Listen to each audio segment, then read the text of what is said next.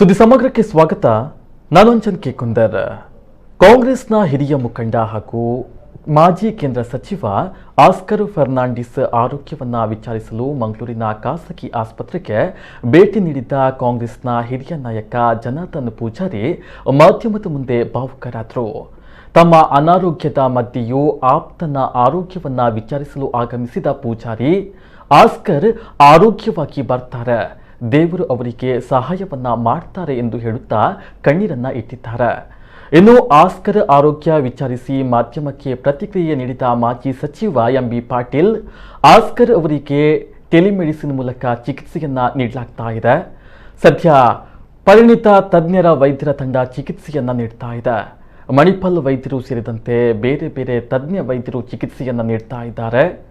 ಸೋನಿಯಾ ಗಾಂಧಿ, ರಾಹುಲ್, ಪ್ರಿಯಾಂಕಾ ಅವರು ಕೂಡ ಆಸ್ಕರ್ ಕುಟುಂಬದ ಜೊತೆ ಮಾತನಾಡಿದ್ದಾರೆ. ಪೇಜಾವರ ಸ್ವಾಮೀಜಿಗಳು ಕೂಡ ಅವರ ಆರೋಗ್ಯವನ್ನ ವಿಚಾರಿಸಿದ್ದಾರೆ ಎಂದರು.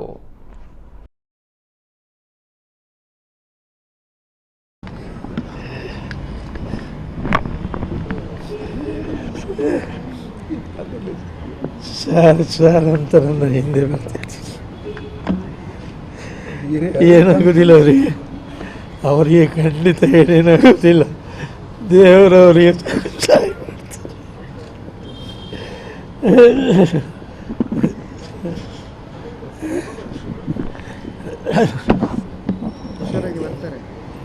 ಖಂಡಿತ ಬರ್ತಾರೆ, ಖಂಡಿತ ಬರ್ತಾರೆ, ಅವರು ಖಂಡಿತ ಬರ್ತಾರೆ. ಸರ್ ಸರ್ ಸರ್ ಅಂತ ಬರ್ತಿದ್ರು. 80ರಲ್ಲಿ ಅವರೇ ಮಂತ್ರಿ, ಪಾರ್ಲಿಮೆಂಟ್ಗೆ ಟಿಕೆಟ್ ಕೊಡಿಸಿದವರು ನೀವೇ. ಅತ್ಯಂತ ಹಿರಿಯ ನಾಯಕರು, ದಿನ ಕೇಂದ್ರ ಸಚಿವರು, CWCಯ ಸದಸ್ಯರು ಆಸ್ಕರ್ ಫರ್ನಾಂಡಿಸ್ ಆರೋಗ್ಯದಿಂದ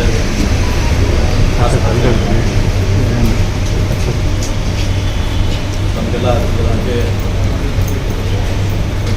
ಅವರು ಯೋಗ ಮಾಡುವಾಗ ಸ್ವಲ್ಪ ಕೈ ಗಾಡಿ ತಲೆಗೆ ಸ್ವಲ್ಪ ತಾಕತ್ತಿರುತ್ತೆ. ಅದನ್ನು ಇಲ್ಲಿಯ ನ್ಯೂರೋ ಸರ್ಜನ್ಸ್ ಸಹ ಚಿಕಿತ್ಸೆ ಕೊಡ್ತಾ ಇದ್ದಾರೆ. ಇದಲ್ಲದೆ ಇನ್ನಿತರ ಡಾಕ್ಟರ್ಸ್, ಪರಿಣಿತರ ಡಾಕ್ಟರ್ಸ್ ಕೂಡ ಮಣಿಪಾಲಿಂದ ಡಾಕ್ಟರ್ ರಾಜ ಅವರು, ಇನ್ನಿತರು ಎಲ್ಲರೂ ಕೂಡ ಅದನ್ನ ಅವರಿಗೆ ಟ್ರೀಟ್ಮೆಂಟ್, ಡಾಕ್ಟರ್ ದಿವಾಕರ್ ಎಲ್ಲರೂ ಟ್ರೀಟ್ಮೆಂಟನ್ನು ಮಾಡ್ತಾ ಇದ್ದಾರೆ.